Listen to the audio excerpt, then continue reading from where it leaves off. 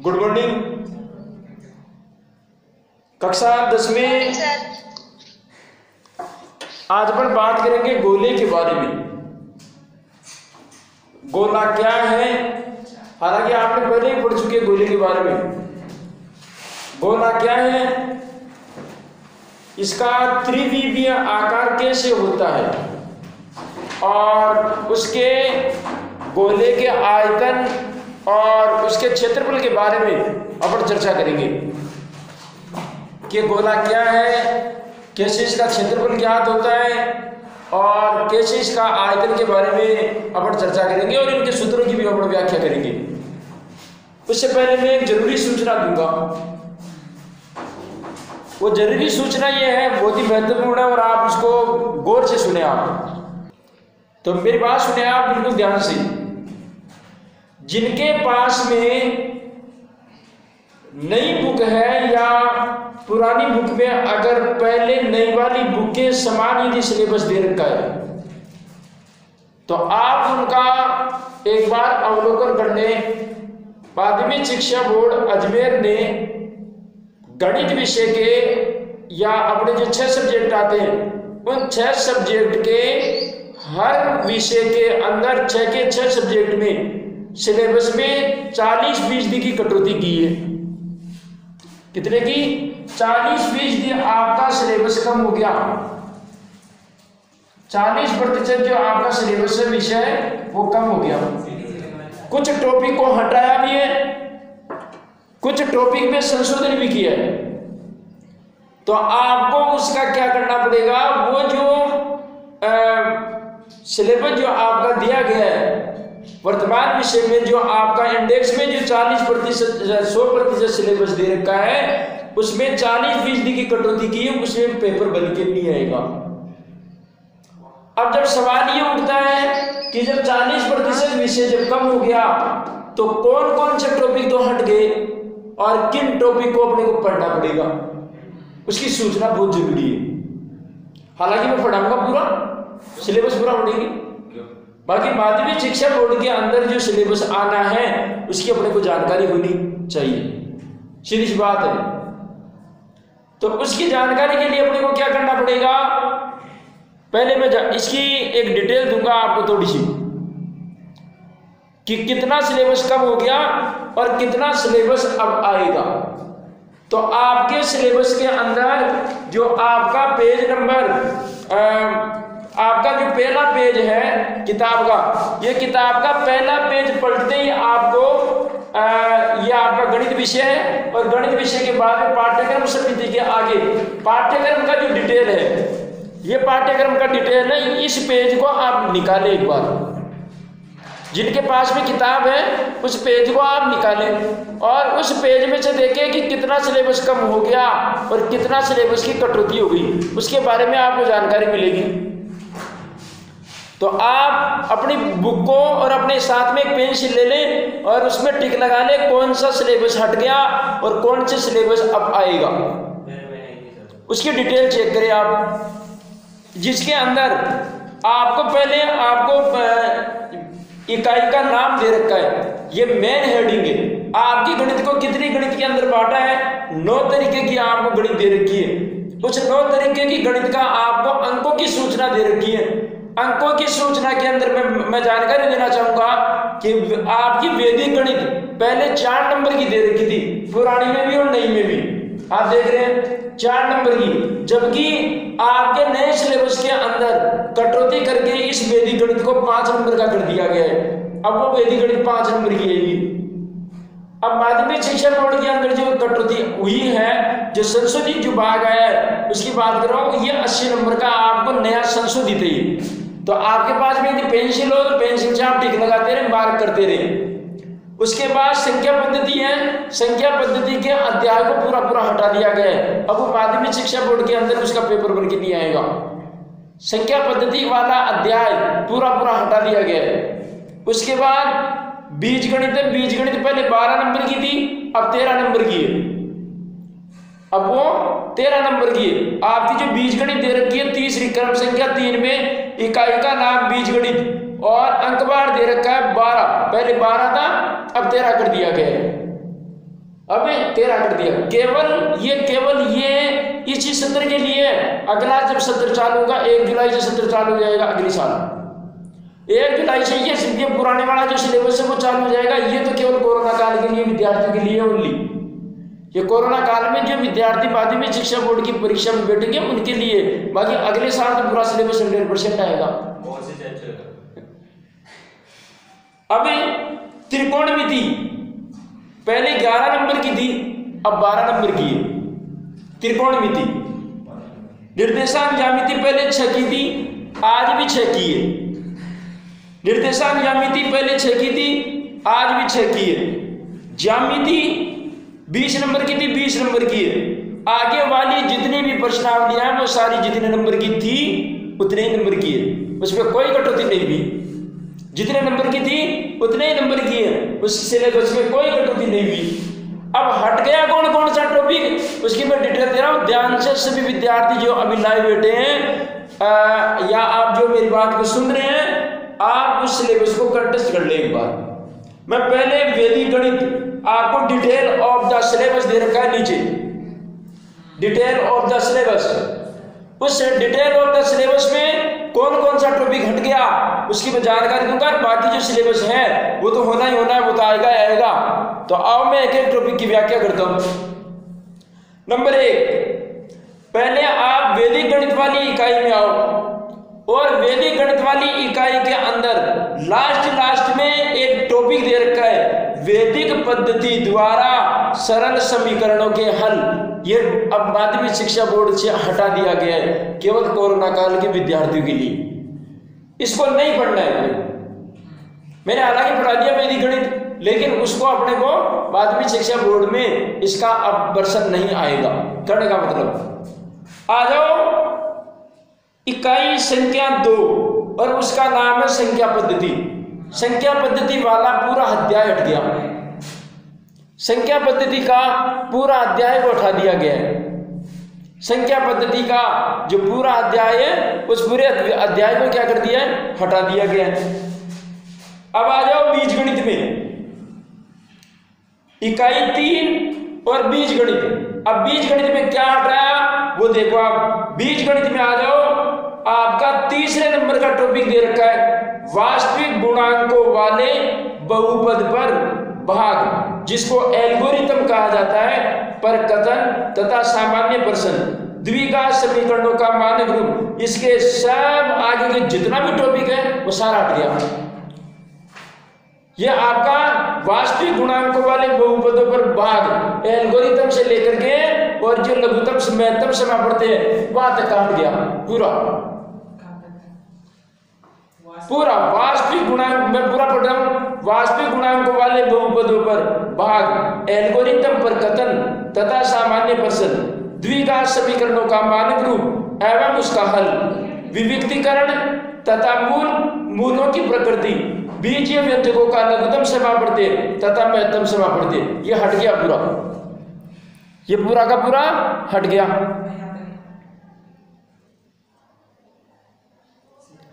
ये पूरा का पूरा हट गया। अब आ जाओ इसी तीसरी प्रश्नावली की अगली प्रश्नावली है 3.2।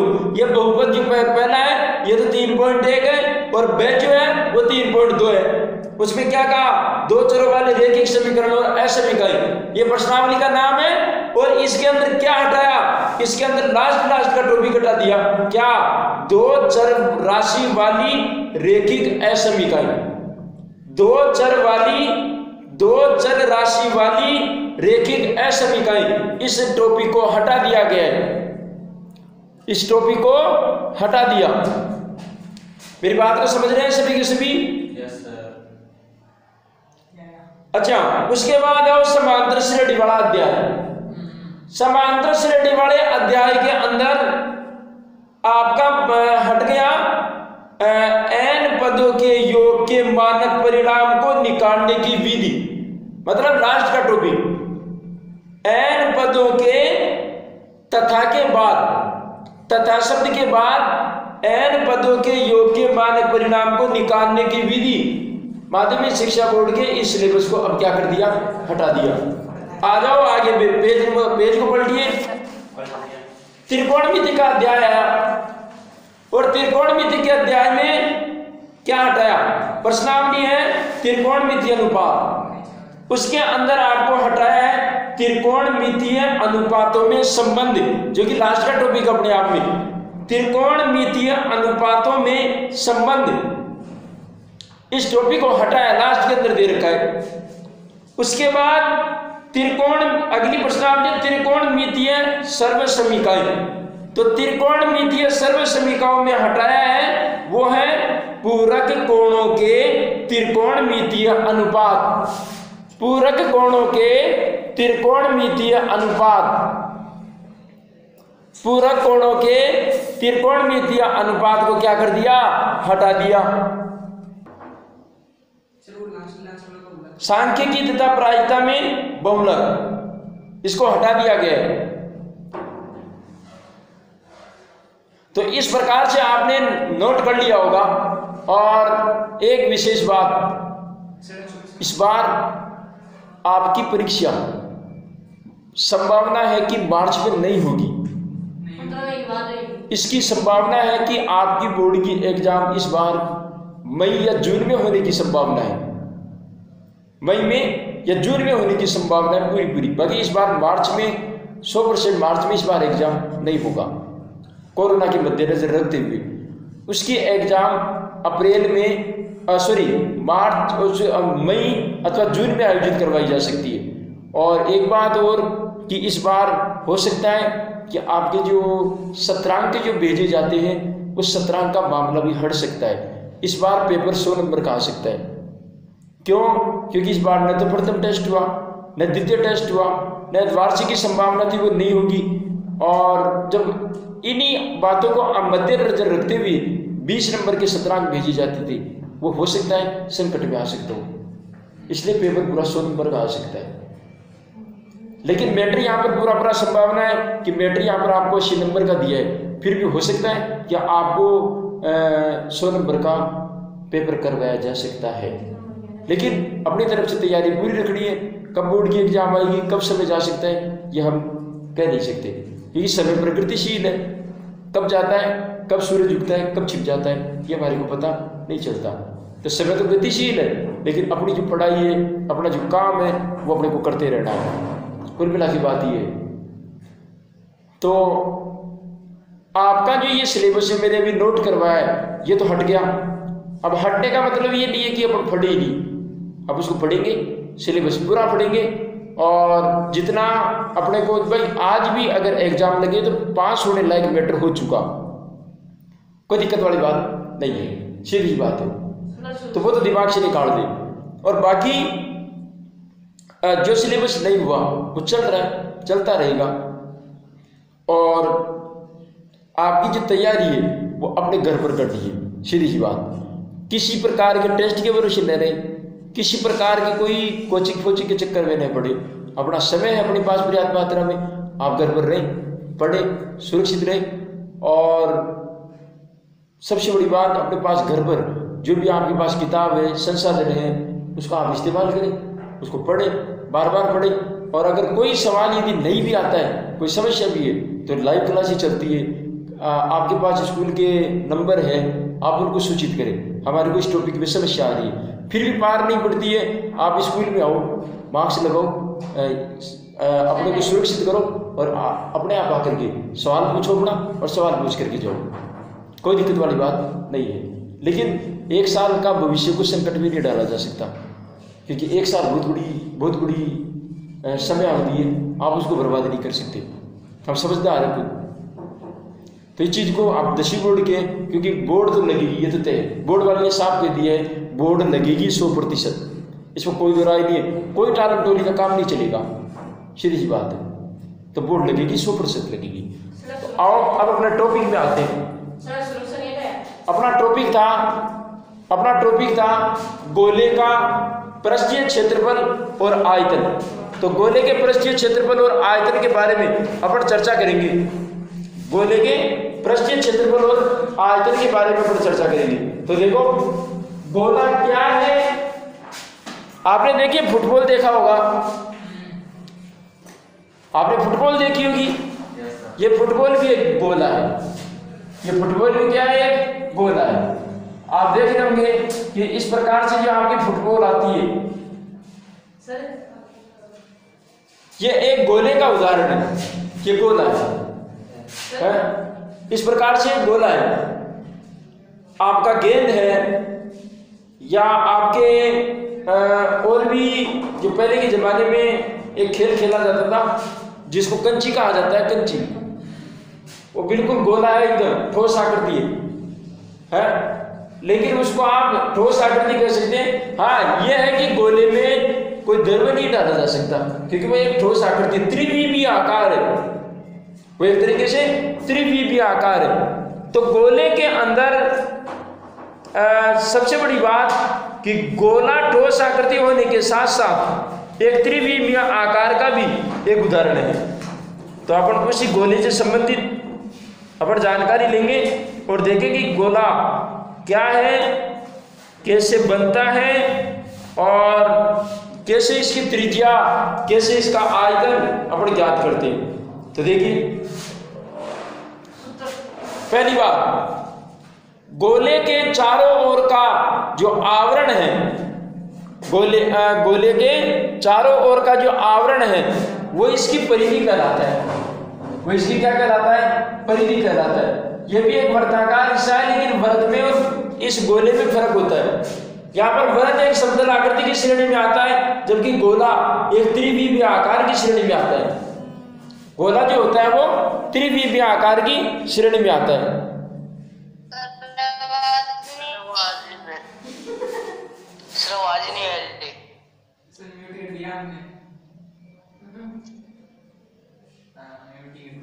तो गोला जो है वो आपका त्रिविमीय आकार की श्रेणी में आता है। तो अब गोले के अपन क्षेत्रफल की अपन बात करते हैं। तो गोले का एक तो पृष्ठीय क्षेत्रफल अपन ज्ञात करते हैं। गोले का, संपूर्ण गोले की बात करता हूं मैं पहले। तो संपूर्ण गोले का या गोले का पृष्ठीय क्षेत्रफल, अब ये जो पृष्ठीय क्षेत्रफल होता है, ये पृष्ठीय क्षेत्रफल संपूर्ण पृष्ठीय क्षेत्रफल ही होगा। ये जो क्षेत्रफल होगा वो संपूर्ण पृष्ठीय क्षेत्रफल ही होगा। उसका सूत्र होगा गोले का पृष्ठीय क्षेत्रफल, उसका सूत्र होता है pi r square, 4 pi r square, यानी कि 4 pi r square, 4 pi r square. ये गोले का पृष्ठीय क्षेत्रफल कह दो, चाहे गोले का संपूर्ण पृष्ठीय क्षेत्रफल कह दो, बात एक ही। तो इसको सब 4 पाई आर स्क्वायर। अब ये 4 कहां से आया वो भी देखो आप, आपका ये गोला है, इस गोले का ये केंद्र है। इस गोले के अंदर आपको 4 प्रकार के त्रिज्यखंड बनते हैं। 4 प्रकार के त्रिज्यखंड बनते हैं, 1, 2, 3 और 4। इसलिए यहाँ पर 4 लगा है। और एक त्रिज्यखंड का क्षेत्रफल ज्ञात करने का 360 डिग्री का मीटर पढ़ा था आपने। ये त्रिज्यखंड का क्षेत्रफल ज्ञात करने का सूत्र पाई आर स्क्वायर थीटा बटा 360, क्योंकि यहाँ पर गोले में थीटा का कोई लेना देना नहीं है, थीटा का कोई लेना देना नहीं है। तो इसलिए एक त्रिज्यखंड का क्षेत्रफल क्या बच गया? पाई आर स्क्वायर। भाई यहाँ पर एक त्रिज्यखंड का क्षेत्रफल होता था वो पाई आर स्क्वायर थीटा बटा 360 डिग्री। अब ये 360 तो क्यों आता था? क्योंकि यहाँ पर थीटा का मान भी था। तो अब यहाँ पर गोले के अंदर थीटा का तो कोई लेना देना है नहीं, तो एक त्रिज्यखंड का क्षेत्रफल आता है पाई आर स्क्वायर। कितना? Pi r square. जबकि ऐसे कितने त्रिज्यखंड हैं? 1, 2, 3, 4। तो मैं इसी को 4 से गुणा कर दूंगा, जो चारों त्रिज्यखंड का मतलब पूरे गोले का क्षेत्रफल आ जाएगा, पूरे गोले का क्षेत्रफल आ जाएगा, इसलिए 4 से गुणा कर रखा है। तो गोले का पृष्ठीय क्षेत्रफल 4 pi r square, 4 pi r square. अब इसी के मामले में अगर गोले का आयतन की बात करें, गोले का आयतन, तो गोले का आयतन का सूत्र होगा 4/3 pi r square, 4/3 pi r square. ध्यान देना, इसके अंदर ऊंचाई नहीं आएगी कि गोले में कौन सा लंबवत थोड़ी है जिसमें ऊंचाई आएगी। तो गोले में कभी ऊंचाई नहीं होती है, ये गोलाकार आकृति त्रिज्या का मामला है। ये सारा गोला तो एक त्रिभुज में, इसकी कोई ऊंचाई तो होती नहीं है। यहाँ पर कोई एच आ जाए, जल्दीबाजी में एच बंद लगा देना, गोले का आयतन 4/3 पाई आर स्क्वायर। अब आ जाओ अर्धगोले में। अर्धगोले का मतलब आधा गोला, तो अर्धगोले का पृष्ठीय क्षेत्रफल, अर्धगोले का पृष्ठीय क्षेत्रफल। अब आप जानते हैं संपूर्ण गोले का पृष्ठीय क्षेत्रफल 4 पाई आर स्क्वायर होता है, तो आधा कर दूंगा 2 pi r square, 2 pi r square. तो अर्धगोले का आपका जो वक्र पृष्ठ का जो क्षेत्रफल होगा वो होगा 2 पाई आर स्क्वायर। ये वक्र का है, ओनली ये वक्र का। अब आ जाओ अर्धगोले का संपूर्ण पृष्ठीय क्षेत्रफल। अर्धगोले का संपूर्ण पृष्ठीय क्षेत्रफल, संपूर्ण पृष्ठीय क्षेत्रफल वो होता है 3 pi r square, 3 pi r square. अर्धगोले का आयतन, अर्धगोले का आयतन, और अर्धगोले का आयतन होता है 2/3 pi r square, 2/3 pi r square.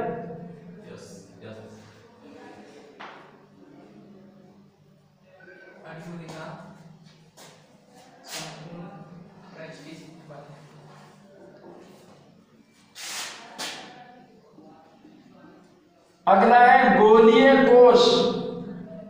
गोलीय कोश का मतलब आपने देखा होगा, जैसे जिस प्रकार से खोखला बेलन होता है वैसे ही गोला भी एक तरीके से खोखला होता है। तो खोखले बेलन की जिसके अंदर 2-2 त्रिज्याएं आती है, उसी का गोलीय कोश का संपूर्ण पृष्ठीय क्षेत्रफल, संपूर्ण पृष्ठीय क्षेत्रफल उसका सूत्र होता है 4 पाई r1 का स्क्वायर और r2 का स्क्वायर, 4 पाई r1 का स्क्वायर और माइनस r2 का स्क्वायर।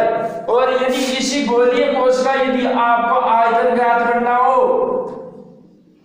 गोलीय कोश का आयतन यदि ज्ञात करना हो तो वो होगा 4/3 पाई, 4/3 पाई r1 का स्क्वायर और r2 का स्क्वायर, r1 का स्क्वायर और r2 का स्क्वायर।